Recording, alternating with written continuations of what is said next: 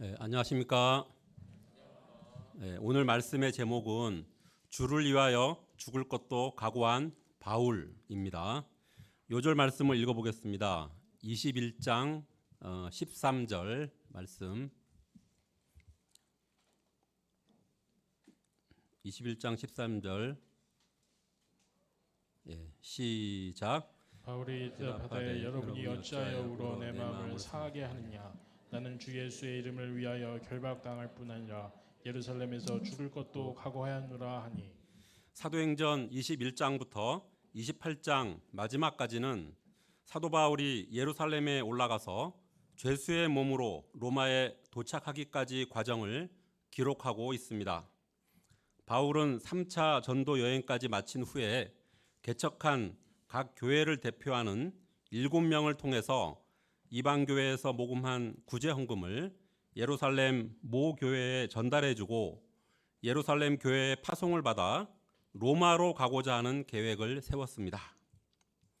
여기서 이방교회에서 모은 구제헌금을 각 교회를 대표하는 7명을 통해서 예루살렘 교회에 전달해 주는 것은 중요한 의미가 있습니다.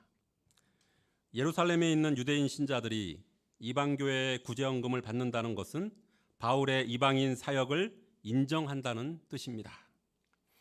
이를 통해 예루살렘 교회와 이방인 교회가 주님 안에서 하나됨을 이룰 수 있습니다.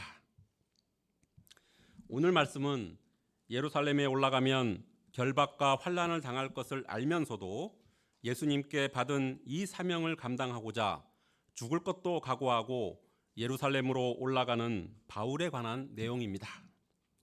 이 시간 오늘 말씀을 통해서 복음 사역자로서 담대한 바울의 자세를 잘 배울 수 있기를 기도합니다. 제1장 예루살렘에 올라간 바울 21장입니다. 밀레도에서 에베소 장로들을 만나서 고별 메시지를 전한 후에 바울은 배를 타고 고스, 로도, 바다라를 거쳐서 중간 경유지인 드로에 상륙했습니다. 항해 일정에 따라서 7일간 머무는 동안 드로에 있는 제자들을 찾아 함께 지냈습니다. 4절을 보십시오. 그곳에 있는 제자들은 성령의 감동으로 바울이 예루살렘에 들어가면 큰 환난을 겪게 될 것을 미리 알고 만류했습니다. 그러나 바울은 제자들의 만류에도 흔들리지 않았습니다. 바울 일행이 떠날 때가 되자 바닷가에서 그들 모두가 무릎을 꿇고 함께 기도하고 서로 작별한 후에 배에 올랐습니다. 바울 일행은 두로를 떠나 돌레마이를 거쳐서 가이사랴에 이르러 초대 교회 7 집사 중 하나인 전도자 빌립의 집에 들어가서 머물렀습니다. 빌립 집사는 에디오피아 내시에게 세례를 베풀고 난 후에 성령의 인도하심을 받아 복음을 전하다가 가이사랴에 정착해서 복음 역사를 섬기고 있었습니다. 그에게는 결혼하지 않은 4명의 딸이 있었는데 모두 예언하는 선지자들이었습니다. 10절에서 12절을 보십시오. 10절에서 12절까지 다 한번 읽어보겠습니다. 시작.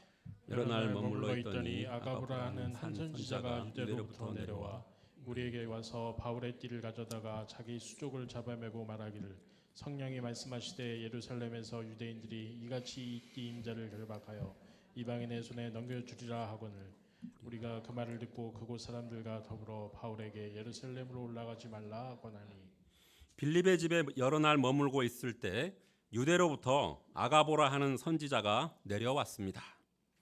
그는 15년 전에 안디옥 교회를 방문하여 예루살렘에 기근이 있을 것이라고 예언했던 그 선지자입니다.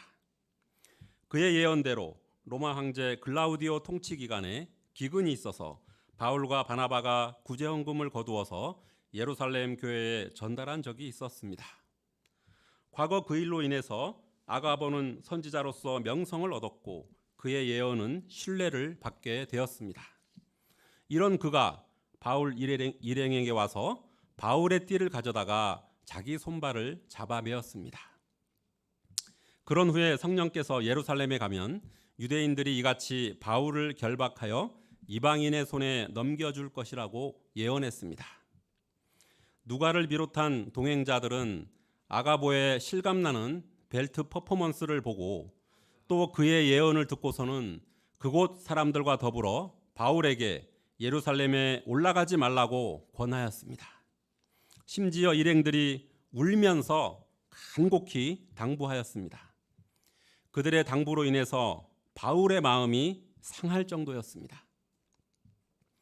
바울과 함께한 사람들은 바울을 사랑했습니다.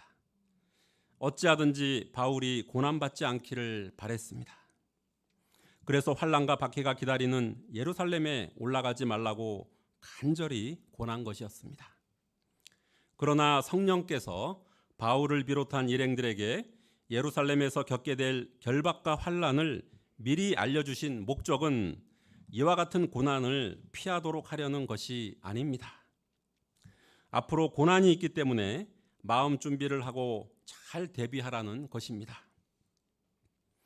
예수님께서 십자가 사역을 위해 예루살렘에 올라가실 때에도 제자들에게 여러 차례 예루살렘에 올라가면 많은 고난을 받고 죽임을 당한 후에 사흘 만에 다시 살아나실 것을 말씀하셨습니다.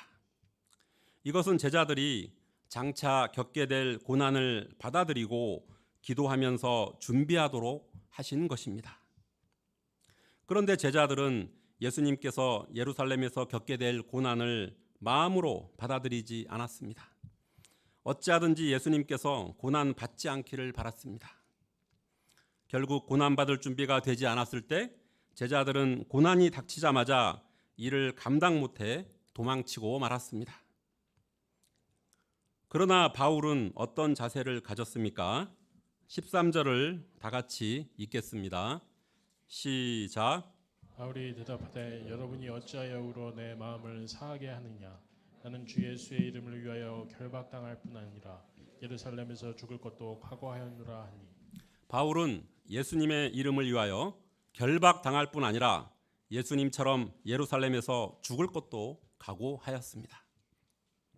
이미 바울은 성령을 통해서 예루살렘에 올라가면 결박과 환난이 있을 것이라는 것을 알고 있었습니다. 20장 22절에서 24절 밀레도 고별 메시지에서 그는 이렇게 말하였습니다.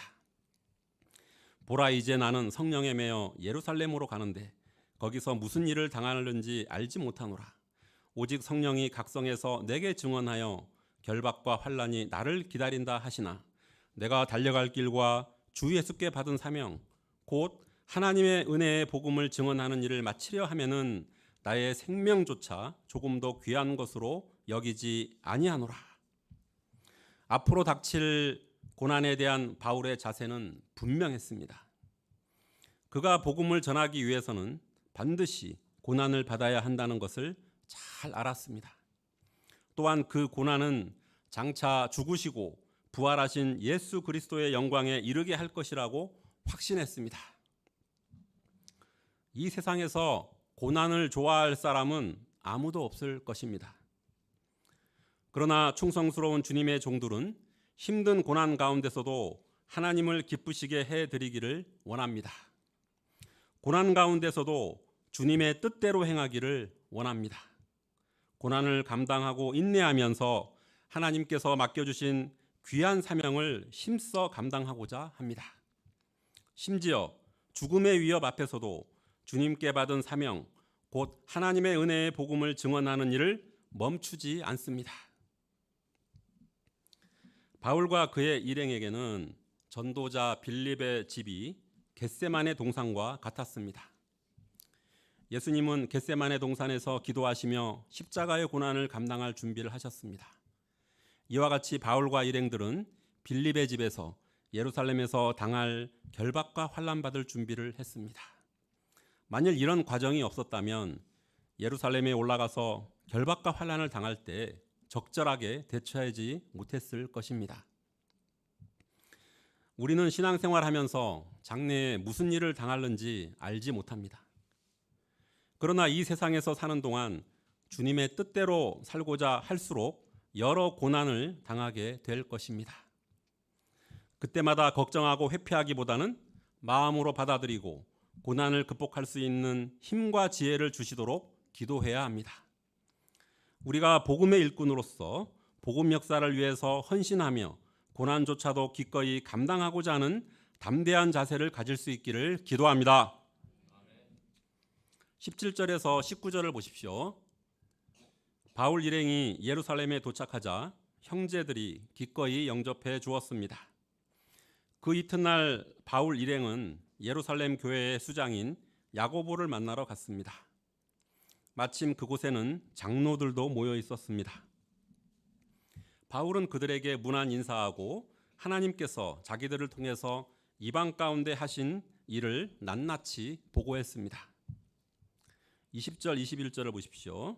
야고보와 장로들은 많은 이방인들이 회개하고 믿게 된 것과 이방인 교회가 보내준 구제 헌금으로 인하여 감사하며 하나님께 영광을 돌렸습니다. 그런 후에 바울에 대해 유대인 신자들이 오해하고 있는 점을 이야기했습니다.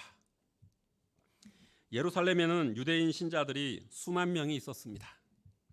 그들은 예수님을 영접했지만 여전히 율법의 열심을 가지고 있었습니다. 할례를 행하고 성전에서 제사를 드리며 율법을 철저히 지켰습니다. 그들은 복음을 받아들이긴 했지만 아직까지 복음의 본질을 완전히 깨달은 상태는 아니었습니다. 그들은 바울이 이방에 있는 모든 유대인들에게 모세를 배반하고 할례를 행하지 말고 유대의 관습을 지키지 말도록 가르친다고 들었습니다. 바울에 대해서 잘못 알고 있었습니다.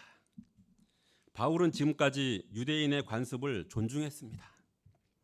유대인들을 섬기기 위해 디모데에게 할례를 행하도록 했습니다. 바울 자신도 서원이 끝나자 겐그레아에서 율법에 따라서 머리를 깎았습니다. 무교절도 준수했고 예루살렘에서 오순절을 지키기 위해서 바쁘게 왔습니다. 다만 그가 가르친 것은 율법의 행위로는 의롭다함을 얻을 수 없고 오직 믿음으로만 의롭다함을 얻을 수 있다는 복음 진리뿐이었습니다. 22절부터 24절을 보십시오. 이것도 한번 같이 읽어보겠습니다. 22절부터 시작. 어찌하였고 그들이 필요한 그대가 온 곳을 들으니 우리가 말하는 이대로 하라. 선한 네 사람이 우리에게 있으니 그들을 데리고 함께 결례를 행하고 그들을 위하여 비용을 내어 머리를 깎게 하라. 그러면 모든 사람이 그대에 대하여 들은 것이 사실이 아니고 그대도 율법을 지켜 행하는 줄로 알 것이라.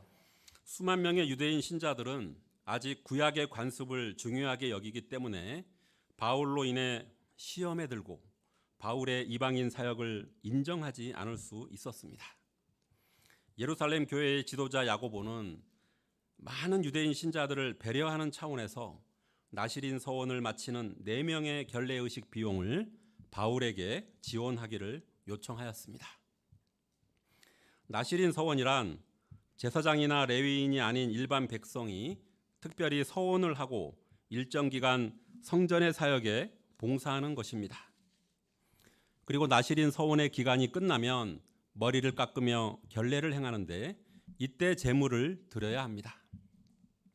한 사람당 드리는 제물은 1년 된 흠없는 순양 1마리, 1년 된 어린 암양 1마리, 흠없는 순양 1마리, 이렇게 3마리의 양을 바쳐야 했고 소제와 전제로 드리는 무교병 1광주리와 고운 가루에 기름 섞은 과자들과 무교 전병들이었습니다.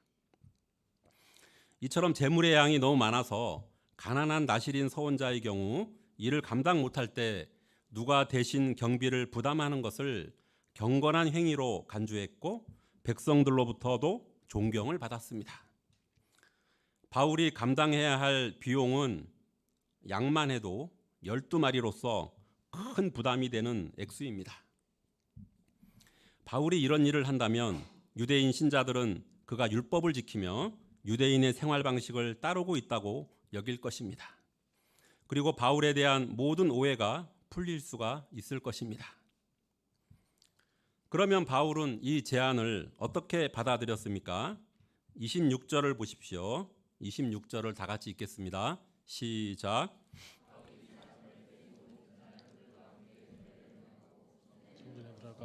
사람을 위하여 제사 드릴 때까지 결례기간이 만기된 것을 신고하니라. 바울은 예루살렘 교회의 수장인 야고보의 권면을 깊이 존중하고 모든 제안을 다 받아들였습니다. 이것은 바울에게 여러모로 받아들이기 쉬운 일이 아니었습니다. 그러나 바울은 수만 명의 유대인 신자들을 배려하고 그들을 살리기 위해서 자신을 죽였습니다. 큰 비용을 치르고 결례에 참여함으로 자신에 대한 오해가 풀리고 유대인 선교에 대한 전도의 문이 활짝 열린다면 기꺼이 그렇게 하였습니다. 바울은 고린도전서 9장 19, 20절에서 이렇게 말합니다.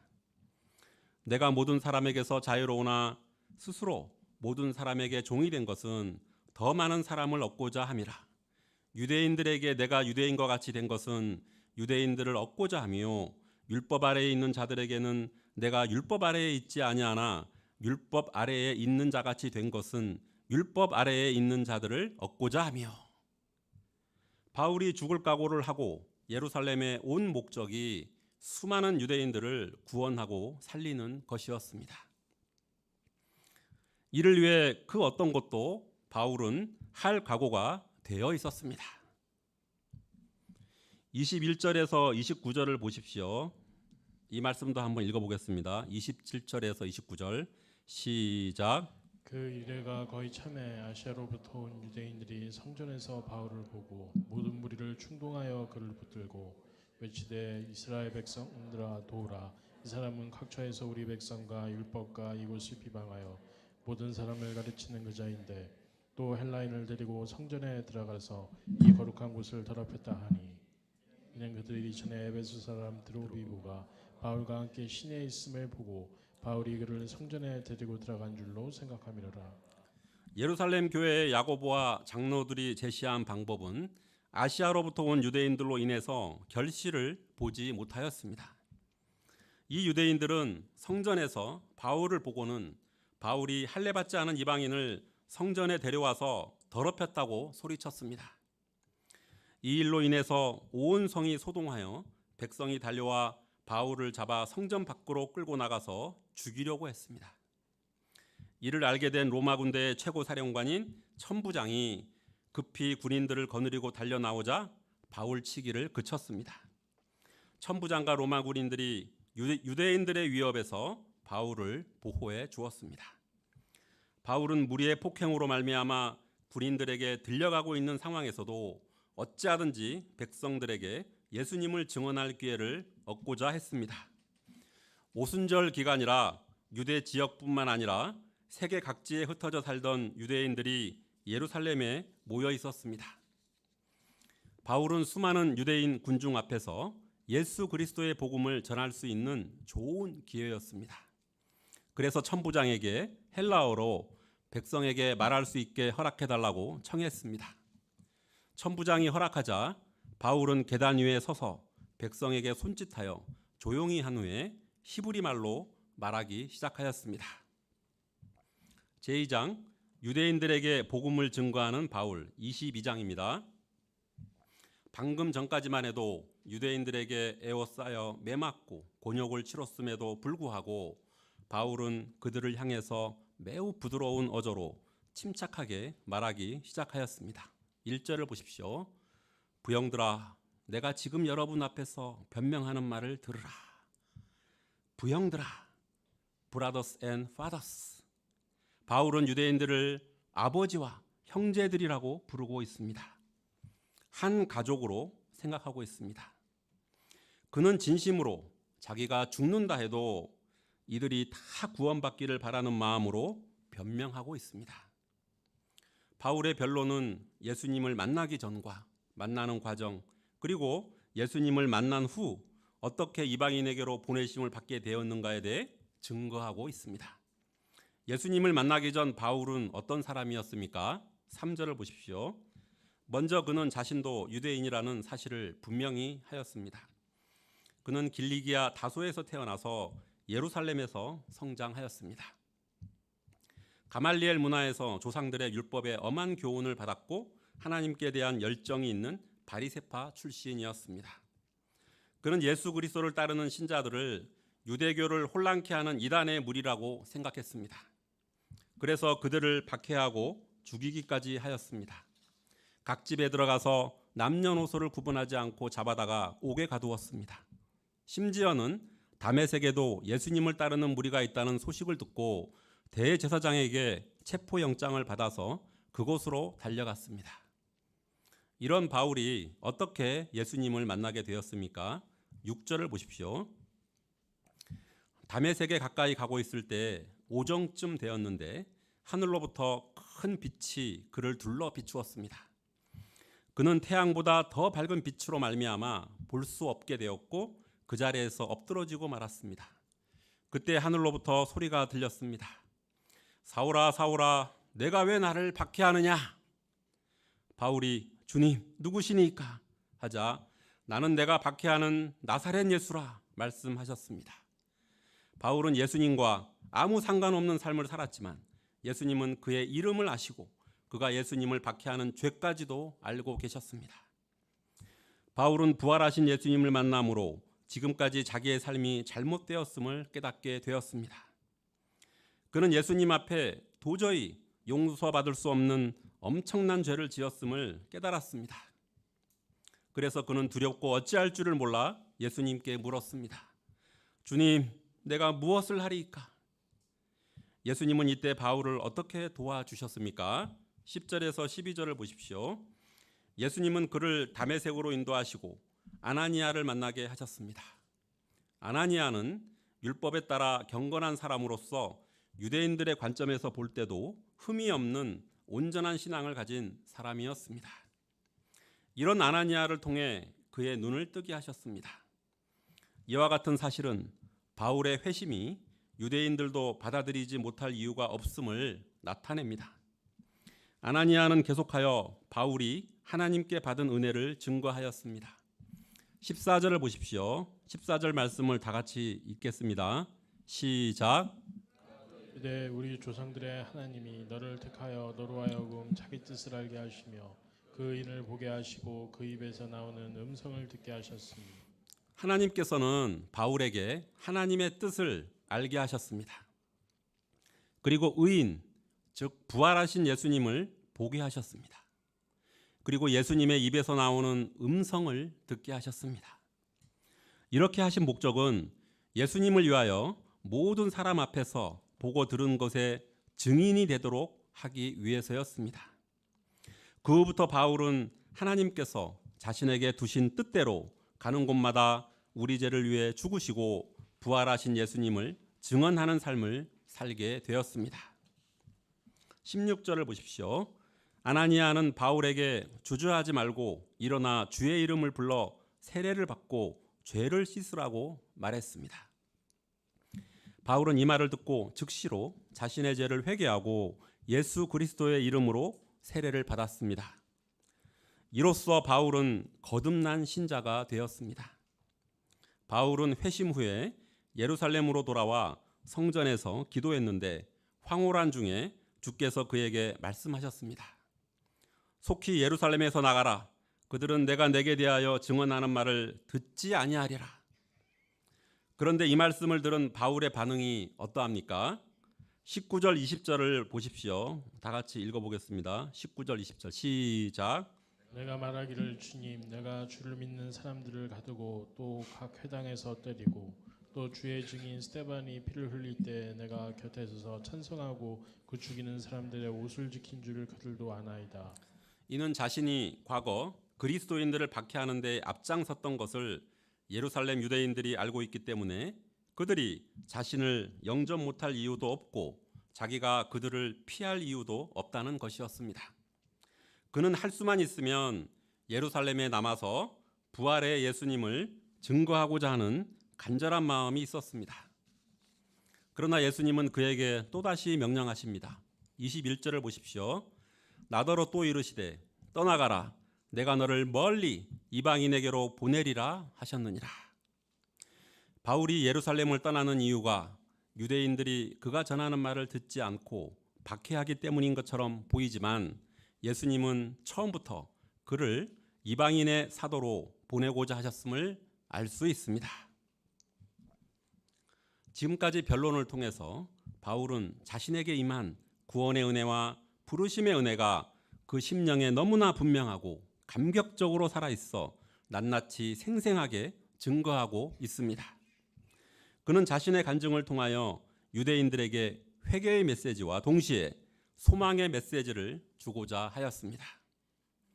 그는 하나님께서 예수님을 통해 이루신 하나님의 구원 역사에 대해 모른 채 과거 자신과 똑같이 율법에 매여 죄 가운데 벗어나지 못하고 있는 유대인들이 바울을 구원하고 새 삶을 살게 하신 주님을 그들도 만남으로 모두 다 구원받기를 간절히 소원하였습니다.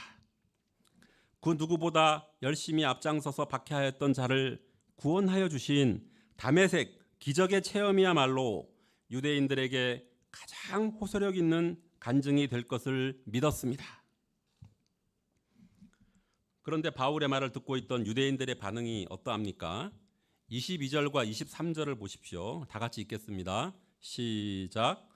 말하는 것까지 그들이 듣다가 소리질러 이르되 이러한 자는 세상에서 없애버리자 살려둘 자가 아니라 하여 떠들며 옷을 벗어 던지고 티끌을 공중에 날리니. 바울의 간증을 청종하던 유대인들은 주님께서 바울을 이방인에게 보내셨다는 말을 듣자마자 그의 말을 중단시켰습니다. 그들의 심기가 몹시 불편해진 것이었습니다. 선민의식에 사로잡혀 있던 유대인들은 자신들만이 하나님의 백성이 될 수 있다고 여겼습니다. 이방인들은 구원의 대상에서 제외시켰습니다. 아브라함의 혈통이라는 우월의식과 오랫동안 하나님을 예배하며 율법을 철저하게 지켜왔다는 의로운 심정 때문에 이방인도 자기들과 동일하게 주 예수 그리스도께 대한 믿음으로 구원을 받는다는 복음 진리를 받아들일 수 없었습니다. 이런 복음 진리를 전하는 바울을 용납해서는 안 된다고 생각했습니다.